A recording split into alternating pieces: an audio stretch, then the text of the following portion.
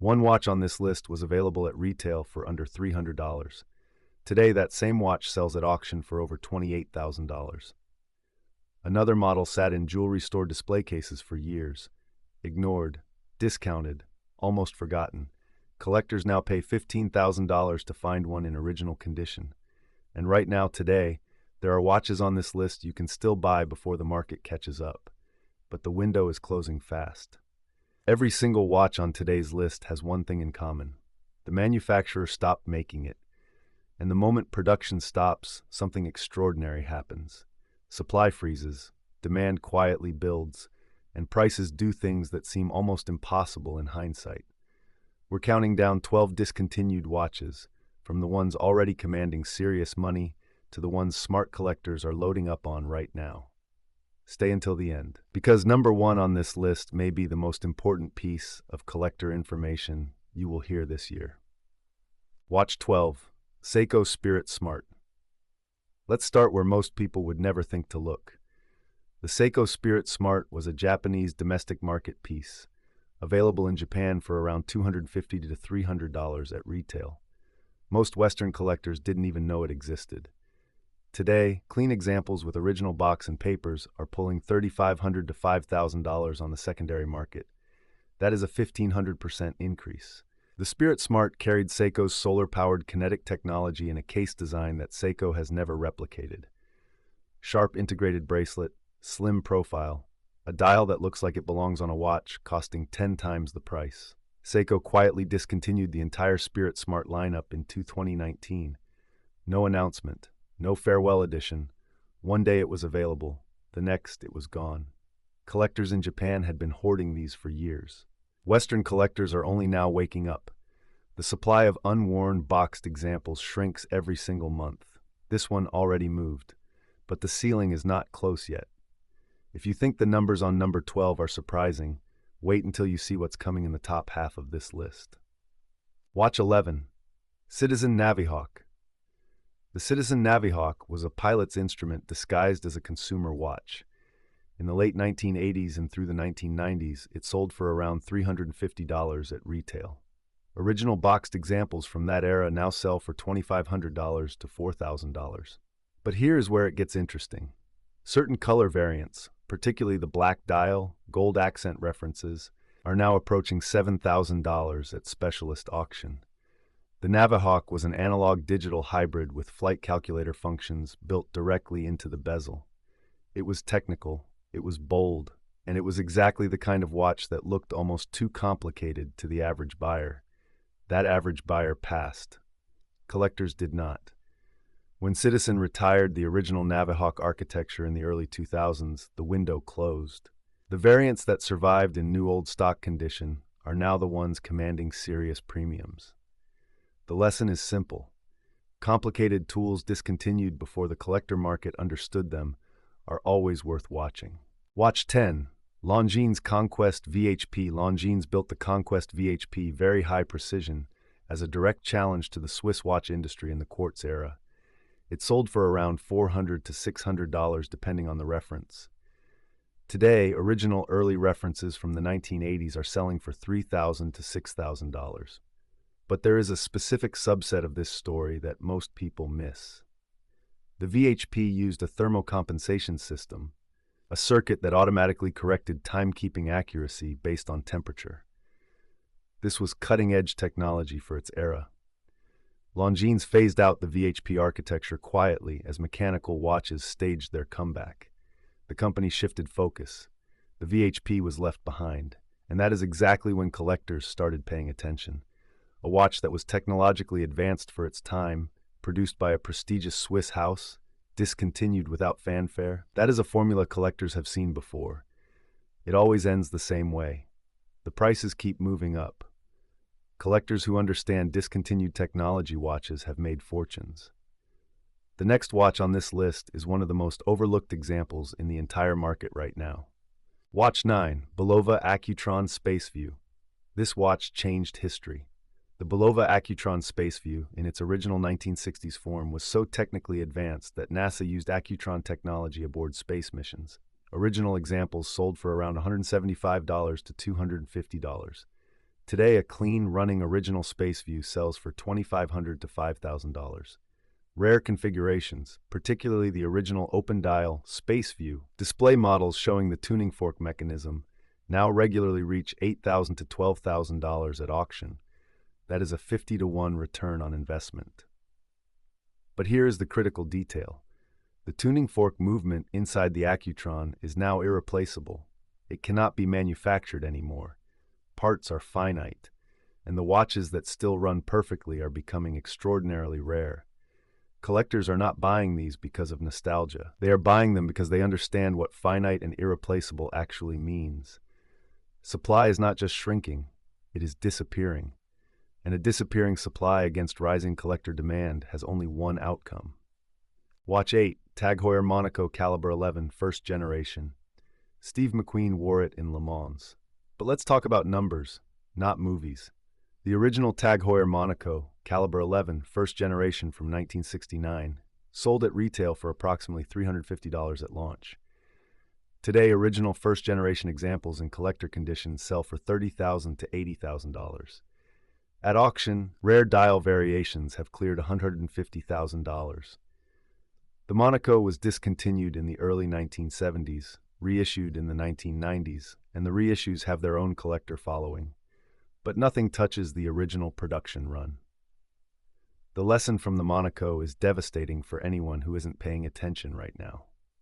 Because there are watches on this list still available in the $500 to $2,000 range that have the exact same profile. Bold design, discontinued architecture, cultural moment. The Monaco had all three. The collector world only understood that decades later. Serious collectors are not waiting for decades this time. Number 7 shocked even veteran collectors when the prices surfaced. Most people had completely written this watch off. Watch 7, Omega Dynamic. The Omega Dynamic looks like nothing else Omega has ever made. That is exactly the problem it had during production, and exactly the reason collectors want it now. The Dynamic was produced from 1969 through to the early 1980s. Retail prices ranged from $200 to $500 depending on the reference and metal. Today, original Dynamic references, particularly the cushion-case tonneau shapes with original dials, are selling for $2,000 to $8,000. Certain rare metal references are breaking $12,000.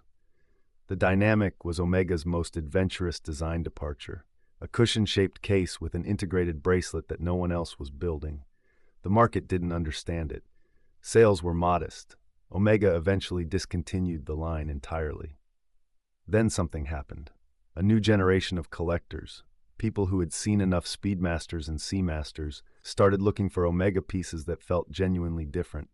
The Dynamic was waiting for them. Supply was already limited, and it had been for decades. The prices responded accordingly. Watch 6, Rado Diastar Original. In 1962, Rado built what they called the scratch-proof watch. The Diastar Original, constructed from tungsten carbide, one of the hardest materials available, sold for what was then considered a premium price of around $350 to $500. Early references now sell for $3,000 to $7,000. But the reason collectors are buying Diastar Originals is not just scarcity. It is material history. Rado invented the hard metal luxury watch category.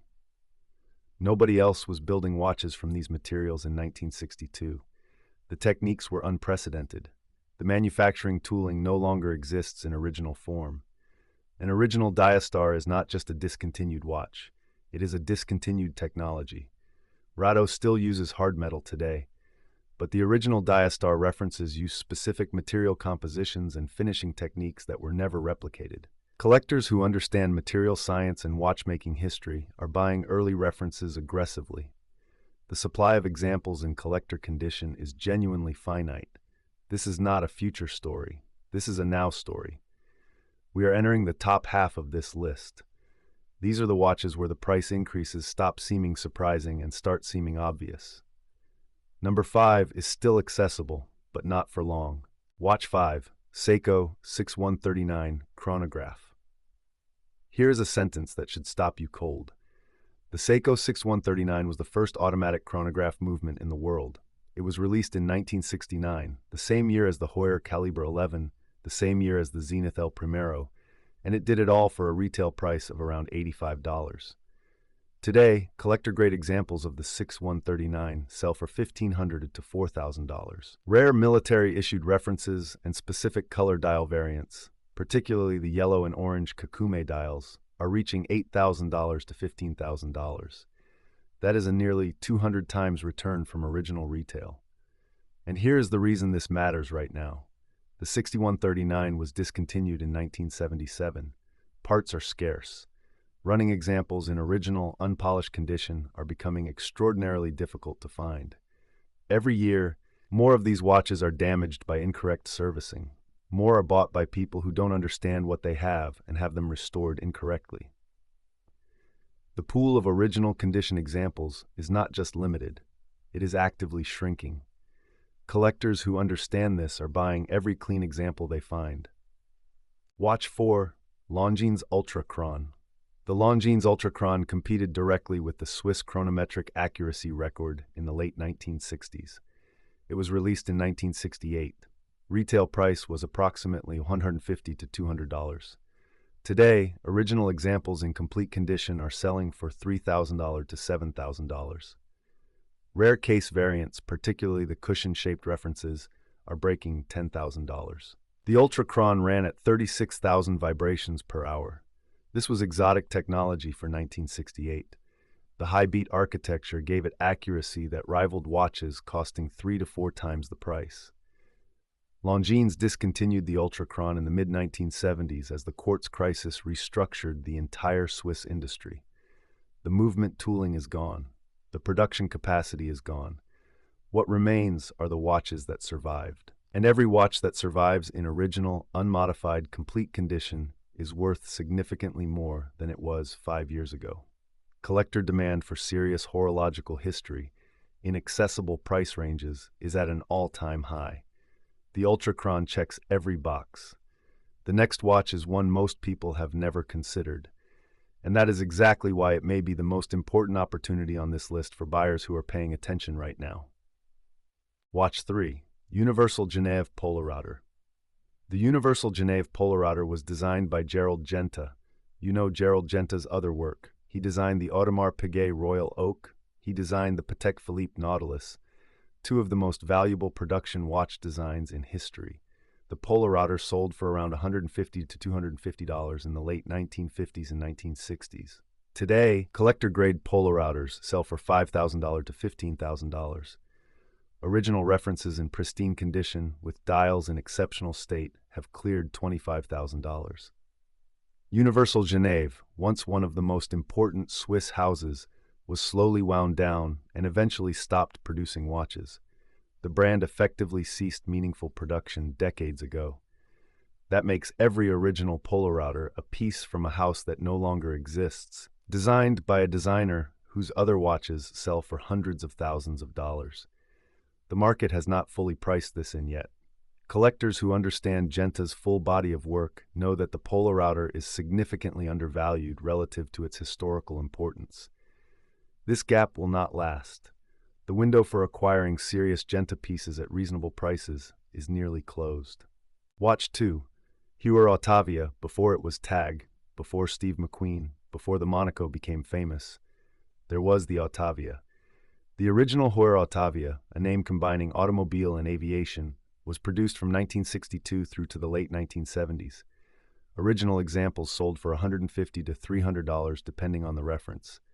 Today, early Autavia references in collector condition sell for $8,000 to $25,000.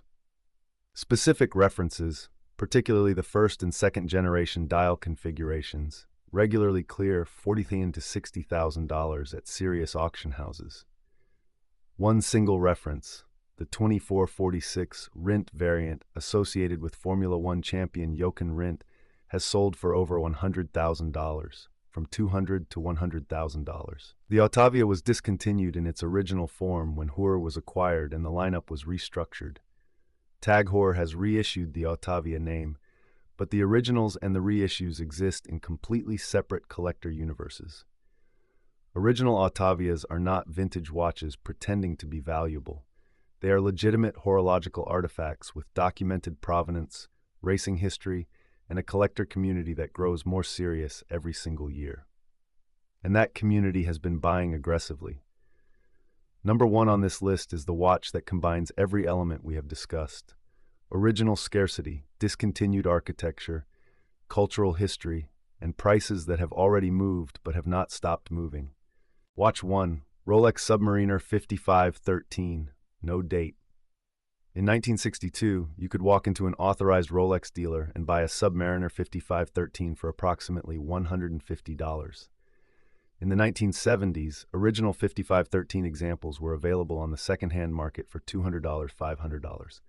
In the 1990s, within living memory, clean examples sold for $800 to $1,500. Today, a collector-grade 5513 with original meters first dial sells for $20,000 to $35,000. Specific dial variants, the gilt dials from the early production run, regularly reach $60,000 to $90,000.